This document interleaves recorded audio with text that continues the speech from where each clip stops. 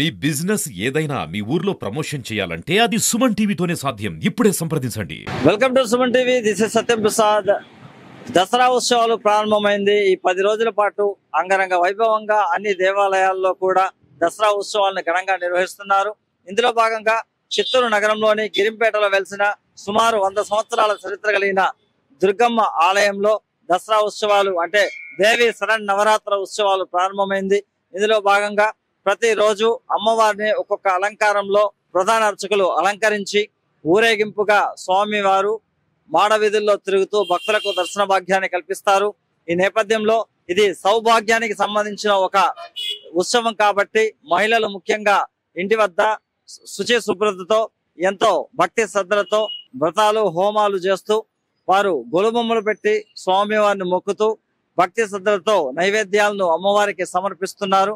ఈ నేపథ్యంలో దుర్గమ్మ ఆలయంలో కూడా మహిళలు అధిక సంఖ్యలో పాల్గొని ఇక్కడ పసుపు కుండలను తీసుకొచ్చి పసుపు నీళ్లతో అమ్మవారికి అభిషేకం చేయించి వ్రతాన్ని ఆచరిస్తున్నారు.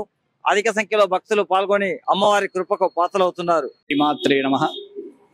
సర్వమంగళ మాంగళ్యే శివే సర్వార్థ సాధికే శరణ్యే త్ర్యంబకే గౌరీ నారాయణీ నమోస్తుతే.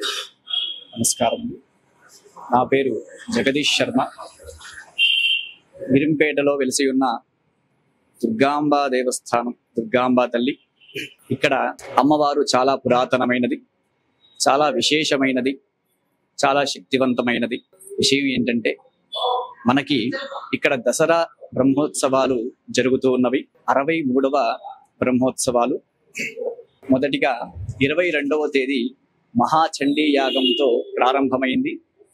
అట్లాగే అమ్మవారికి 108 లీటర్ల పాలాభిషేకంతో కూడా అమ్మవారికి అభిషేకం జరిగింది. తదుపరి మహిళలతో, గ్రామ ప్రజలతో 1008 బిందెల జలాభిషేకం కూడా జరిగి ఉన్నది. తరువాత సాయంత్రం మనకి 7 గంటలకి అమ్మవారు మహాలక్ష్మి అమ్మవారిగా దర్శనమిచ్చారు.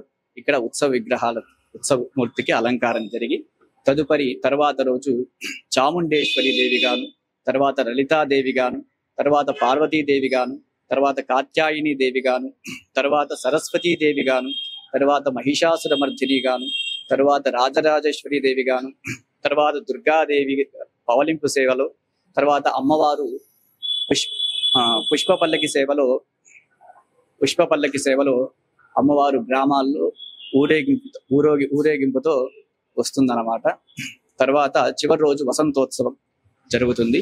ఆలయ యొక్క విశిష్టత చాలా పురాతనమైనది, చాలా శక్తివంతమైనదిగా భక్తులందరూ విశ్వసిస్తారు. అలాగే శుక్రవారం, మంగళవారాల్లో రాహుకాలం పూజ చాలా విశిష్టంగా జరుగుతుంది. ఇక్కడ మహిళలు పెద్ద సంఖ్యలో వచ్చి నిమ్మకాయ దీపాలు, అలాగే మామూలు దీపాలు కూడా పెట్టేసి అమ్మవారిని ప్రార్థన చేసుకుంటూ వెళ్తూ ఉంటారు. కావున భక్తులందరూ కూడా వచ్చి అమ్మవారి కృపకు పాత్రలు కాగరని మనకు. గిరింపేట దుర్గమ్మ గుడికి వచ్చామండి మేము. ఈ దసరా ఉత్సవాలు చాలా బాగా వైభవంగా చేస్తారు. ఇక్కడ అమ్మవారు చాలా శక్తివంతమైన అమ్మవారు. మనం కోరిన కోరికలన్నీ తీరుస్తారు. మనసులో ఒకటి అనుకొని తిరిగామంటే 9 వారాల లోపలే అన్ని తీరుతుంది. అంత శక్తివంతమైన అమ్మవారు. ఈ దసరా ఉత్సవాలు ఇక్కడ చాలా వైభవంగా జరుగుతుంది. ఇక్కడ 9 రోజులు జరుగుతుంది. రోజు సాయంత్రం ఇక్కడ డెకరేషన్, అలంకరణలు అంతా చాలా బాగుంటాయి. అలా కాకుండా ప్రతి శుక్రవారం కూడా చాలా విశేషంగా మంగళవారము, శుక్రవారము పూజలు జరిపిస్తారు. ఇది చాలా పాతకాలం నుంచి చాలా విశేషమైందండి. ఇది ప్రతి ఇంట్లోనూ బొమ్మల కొలువ పెట్టి విశేషంగా పూజలు జరిపిస్తాము. రోజు నైవేద్యం పెడతాము అమ్మవారికి. రోజుకొక అలంకరణ చేసి ఇంట్లో కూడా నైవేద్యాలు పెడతా ఉంటాము. అలాగే మహిళలకి కూడా ఎంతో పసుపు కుంకాలకి సంబంధించింది, సౌభాగ్యానికి సంబంధించింది కాబట్టి ప్రతి మహిళ రోజు ఇల్లు శుభ్రం చేసుకొని పూజలు చేసుకొని ప్రసాదాలు పెట్టి అమ్మవారిని అలంకరించి పూజలు చేస్తూ ఉంటారు. ఇలా చేయడం కూడా చాలా సాంప్రదాయం. అందరికీ దసరా శుభాకాంక్షలు అండి.